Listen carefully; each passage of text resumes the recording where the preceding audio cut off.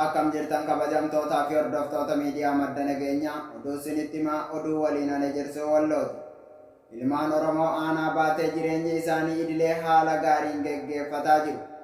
Oduu keenya gama biraatiin manni maree nageenya dhaabbata biyyoota gamtoomanii marii dhimma waraana Itoophiyaa irratti geggeesseen sagalee tokkoon waraanni hatattamaan akka dhaabbatuu fi waliigalteen dhukaasa dhaabuu waaraan akka raawwatu gaafatan. Bal'ina oduu kana Umar Sabaa waan qindeeffate qaba. Ilmaan Oromoo aanaa baatee jireenya isaanii idilee haala gaariin gaggeeffataa jiru. Kaaba Oromiyaa godina Walloo aanaan baatee haala bareedaa irra jirti. Akka TV'n Tigraay gabaasetti uummanni haala gammachuu qabuun jireenya idilee isaanii gaggeeffataa jiru. Gaafa bilxiginnaan aanicha kee jirtu namuu kan dhokatee mana ofii kee hulaa cufatee tataa'aa ture yoo ta'u, amma uummanni akka malee magaalattii keessa socho'ee akka dalagataa jiru TV'n Tigraay viidiyoon agarsiisee jira. Uummanni waboo fi TDF waliin magaalattii keessa deemaa jiru. Gama daangaa Affaarinis waliin lolaa jiru. Uummanni keenya olola deemu kamuu ofirraa eegaa tokkummaa isaa jabeeffate boqonnaa itti aanuuf akka of qopheessu ergaan goola hundaan darbaa jira. Manni maree nageenya dhaabbata biyyoota gamtoomanii marii dhimma waraana Itoophiyaa irratti gaggeessin sagalee tokko waraanni hatattamaan akka dhaabbatuu fi waliigalteen dhukaasa dhaabuu waraanaa akka raawwatamu gaafatee jira. Manni maree nageenya dhimma Itoophiyaa irratti irra deddeebiin marii kan gaggeesse ta'us miseensonni mana marichaa aangoo guddoo qaban gidduutti ejjennoo wal fakkaatan waan hin turreef ibsa walooleen baasuun hin danda'amne ture. Walgahii jimaata kanaas Ayirlaandii, Keeniyaa, Niijeer, Tuniiziyaa, Seenet, Viinisaantii fi Zaagiraandinis biyyoota manni marichaa walgahee dhimma waraana Itoophiyaa irratti akka mari'atu gaafatani. Dhaabbata biyyoota gamtoomanitti ambaasaadara US kan ta'an Liindaa Toomaas Giriinfiild manni marichaa haala murteessaa ta'ee fi sagalee tokkoon waraanni hatattamaan akka dhaabbatuu fi waliigalteen dhukaasa dhaabuu waraanaa akka raawwatu gaafateera jedhan. Hanguma waraanni kun itti fufeen daandiin gara nagaa dhufu ulfaataa deemas jedhan. Miseensonni mana maree kanaa waraanichi hammaachaa deemutti yaadda'uu ibsi manni marichaa baasee ni hubachiisa. Miseensonni mana maree nageenyaa haasa'awwan jibbiinsa hamoo ta'anii fi jeequmsaa fi walqoodinsa uuman irraa hunduu akka of qusatu gaafatanii jiru. Ibsi mana maree nageenyaa akka jedhutti miseensonni seeronni namoomaa idila addunyaa akka kabajaman deeggarsi danqaa malee akka dhiyaatu bulchiinsi uummataa akka deebi'uu fi deeggarsi namoomaa akka cimu gaafatanii jiru. Itti dabaluunis waraanni dhaabbatee waliigalteen dhukaasa dhaabuu waraanaa akka waliigalamuu fi mariin biyyaalessaa biyyattii keessatti nageenya fi tasgabbii bu'uuraa kaahu akka eegalamuu waamicha godhaniiru. Miseensonni mana marichaa yaalii gamtaan Afrikaa fi qaamoleen biroo naannichaa waraana kanaaf fala gochuuf tattaaffii godhan akka deeggaran ibsanii jiru. Itti dabaluunis miseensonni walabummaa biyyaa fi siyaasaa akkasumas tokkummaa Itoophiyaa kabajuu irratti murannoo qaban ibsanii jiru. Biyyoota walgahiin kun akka gaggeeffamu waamicha godhan keessaa tokko kan taate Ayirlaandii amma duras dhimma waraana Itoophiyaa irratti manni marichaa akka walgahu gochuu dandeessus hanga ammaatti garichi ibsa waloo baasurratti osoo wal hin ta'in hafee ture.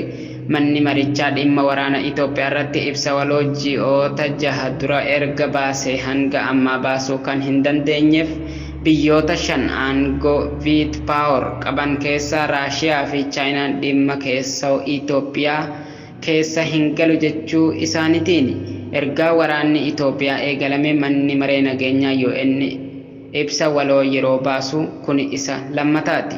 Manni marichaa wixinee ibsa waloo fudhatama kenne malee mariin banaan jimaatatti gaggeessuuf karoorfamee ture gara wiixataatti dabarfamee jira.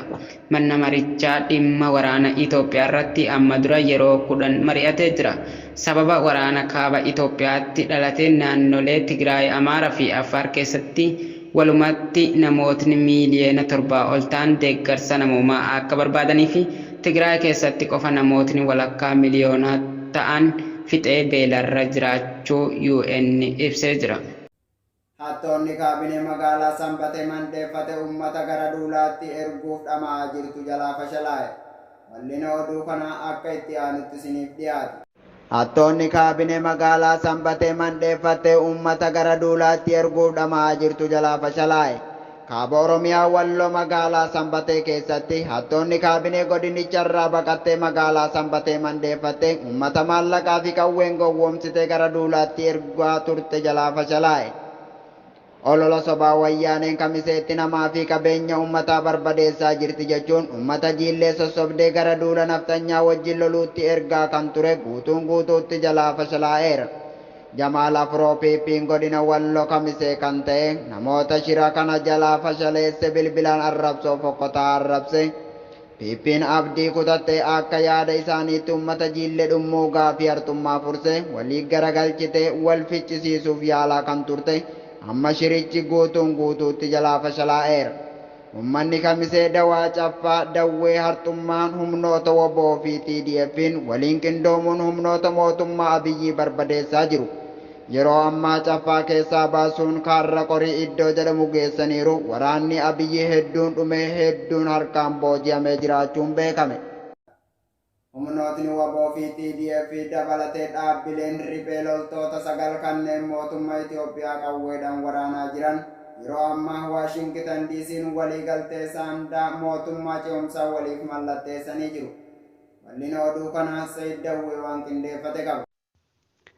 Humnoonni waboo fi TDF dabalatee dhaabbileen riphee loltoota 9 kanneen mootummaa Itoophiyaa qawweedhaan waraanaa jiran yeroo ammaa Waashingtan DC'tti waliigaltee saandaa mootummaa ce'umsaa waliif mallatteessanii jiran. Isaanis waraana bilisummaa Oromoo, raayyaa ittisa Tigraay, adda dimokiraatawaa Affaar, waraana bilisummaa Gaambeellaa, paartii dimokiraasii Qimaant, sochii dimokiraasii Agaw, sochii bilisummaa Beenishaangul, adda bilisummaa Sidaamaa fi Ogaadeen yoo ta'u, oduma wal fakkaatuun ammoo manni maree nageenya UN dhimma waraana kaaba Itoophiyaa irratti walgahee akka mari'atu biyyoonni miseensa mana marichaa gaafatan.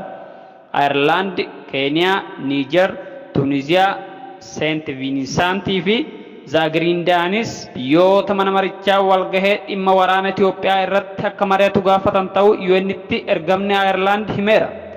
Dippiloomaatonni fi hooggantoonni biyyoota waraanichaa akka dhaabbatu dhiibbaa gochaa kan jiran yoo ta'u, kanumaafis jecha ergamaa addaa US kan gaanfaa Afrikaa Jeffrey Feltman Finfinnee jiru. Egaa kabajamtootaa fi hordoftoota miidiyaa madda nageenyaa oduun har'aaf qabannee dhiyaanne kaagaa amma daawwattanidha. Qophiilee madda nageenyaa waliin turtii gaarii.